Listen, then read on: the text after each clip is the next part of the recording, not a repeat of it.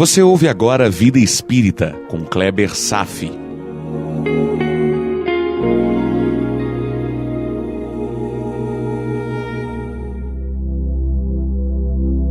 Nosso Lar, capítulo 42, A Palavra do Governador, parte 3.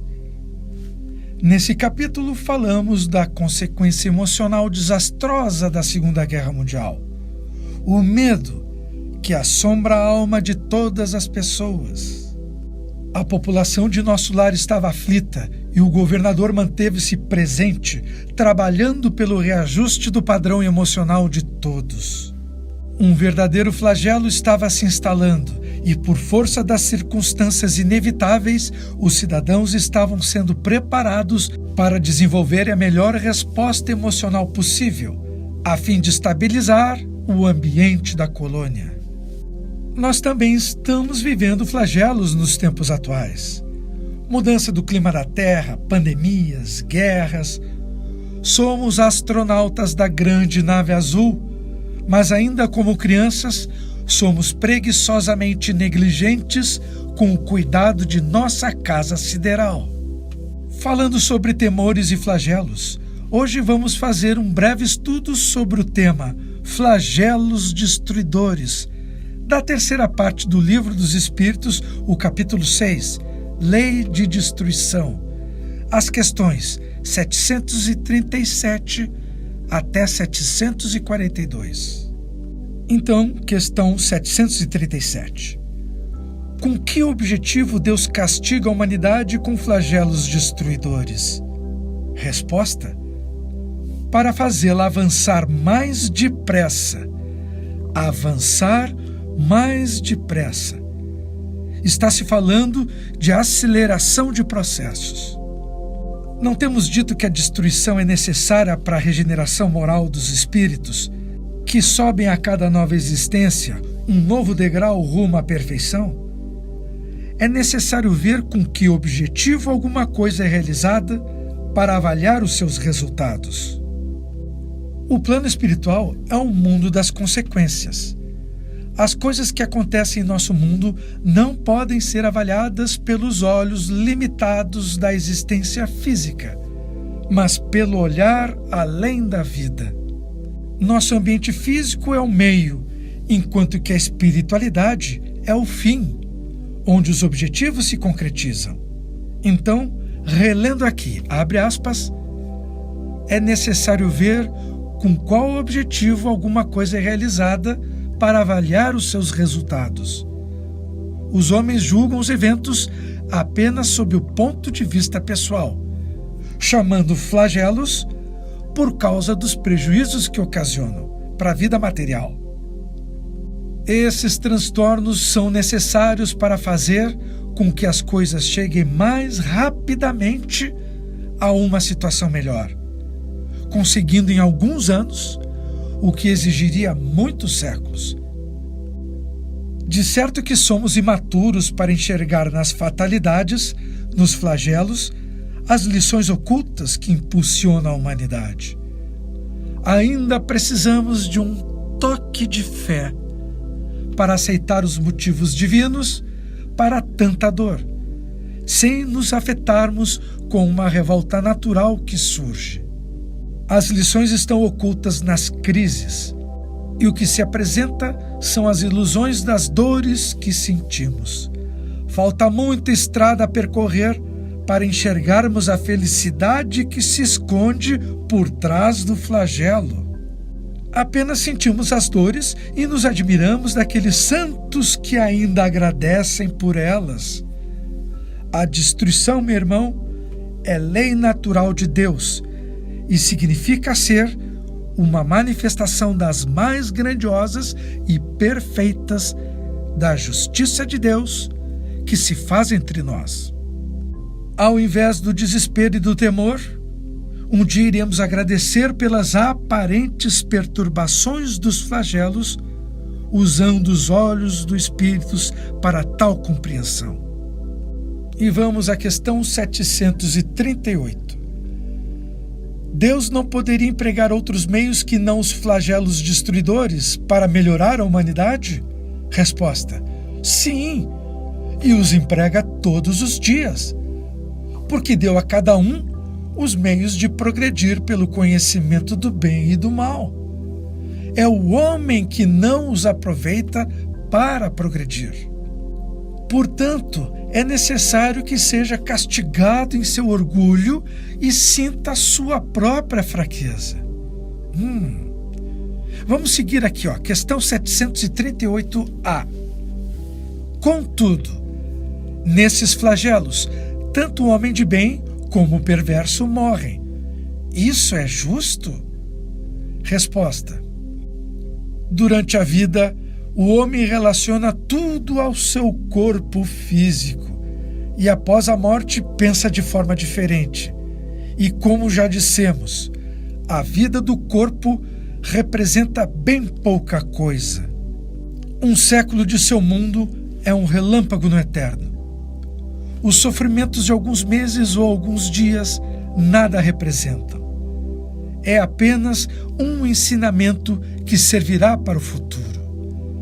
Os espíritos preexistem e sobrevivem a tudo. Constituem um mundo real.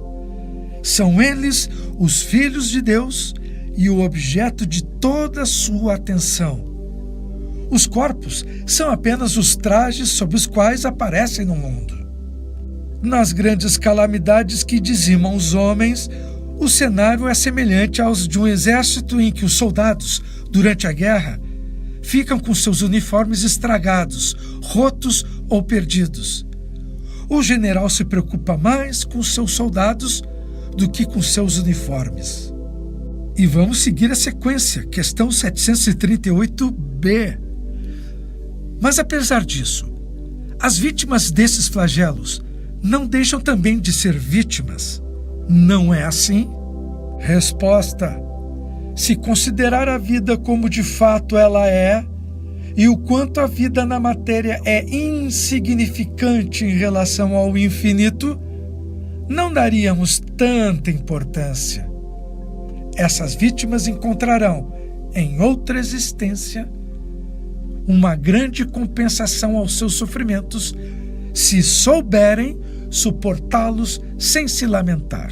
Ouçamos um comentário de Kardec sobre isso. Quer a morte chegue por um flagelo ou por uma causa comum, não se pode escapar a ela quando a hora da partida soar. A única diferença é que, no caso do flagelo, morre um número maior de pessoas ao mesmo tempo. Se pudéssemos nos elevar pelo pensamento, de maneira a abranger toda a humanidade numa única visão, esses flagelos tão terríveis não nos pareceriam mais do que apenas tempestades passageiras no destino do mundo. O ser humano tende a acordar com a violência. É a linguagem que entende. Muitas vezes ficamos preocupados, querendo que as destruições atinjam somente os ignorantes, os homens maus, os causadores de guerra. Mas não nos preocupamos em melhorar nossos próprios pensamentos, no que se refere à pureza espiritual. Muitos já não fazem o mal, mas ainda pensam no mal. Esse é um princípio aplicável para quem habita o planeta Terra. Se encarnado na Terra, por princípio, é espírito de terceira ordem, é espírito inferior que deve admitir a sua realidade ainda primária. Deus nos mostra muitos meios para progredir, mas ainda permanecemos surdos e cegos e insistimos em tomar decisões baseadas numa razão limitada. Mas em certos períodos, Deus se utiliza de correções drásticas para nos acordar e fazer compreender os nossos deveres ante a vida maior. Os flagelos desempenham bem a ação despertadora. Porém, essa é uma lição difícil de assimilar. Aliás, esse é um aspecto que vamos observar muito na transição planetária. Se algum homem justo desencarna nas catástrofes, sendo levado pelos flagelos, ele é compensado no mundo espiritual. O que ele conquistou moralmente é patrimônio que o acompanha onde quer que vá. É a sua salvaguarda dos sofrimentos no ambiente espiritual. O que já não acontece com o pobre ignorante, onde ainda prepondera o mal e a ignomínia, sempre acreditando que nada acontecerá com ele. Somente com a maturidade espiritual é que vamos conhecer as verdades mais profundas, os intrincados movimentos da vida. A vida é lindamente perfeita na sua estrutura. O corpo é simples veste, e o tempo em que um espírito a usa, em comparação com a eternidade, é como um segundo no relógio de Deus. O que chamamos de destruição vem de Deus, mas não o terror que damos significado. Devemos suportar todos os flagelos com paciência, ponderando sempre e aprendendo as ocultas lições que elas nos trazem. Se vamos desencarnar pelo flagelo ou por outra causa, não é essencial aqui. O como enxergamos a vida e sentimos a presença de Deus é o que faz toda a diferença. Vamos agora à questão 739. Além dos males que causam do ponto de vista físico, os flagelos destruidores têm alguma outra utilidade? Resposta: certamente, pois modificam algumas vezes as condições de toda uma região. Mas o bem que deles resulta só é percebido apenas pelas gerações futuras. Ah, meu irmão, como isso é importante! É bom considerar que os flagelos aparentemente são desastres, mas a sua utilidade se estende em muitas direções que somente as gerações futuras poderão observar a sua utilidade. Portanto, não é agora que vamos entender o motivo de tal situação estar acontecendo. A resposta estará localizada lá no futuro, fora do nosso tempo. São ciclos muito extensos que a nossa mente não consegue apreender. Uma vida é muito curta para captar as lições. É durante gerações que poderemos observar os impactos positivos dos flagelos.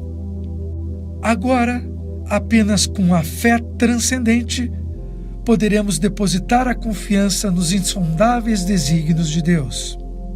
Tenhamos em mente que os fenômenos da natureza mudam as condições de vida sempre para melhor, porque é Deus quem está por trás das transformações e não o acaso. Tudo o que acontece se faz por sua vontade e para o nosso bem. A destruição, como uma lei, gera harmonia onde quer que seja e o tempo que leve.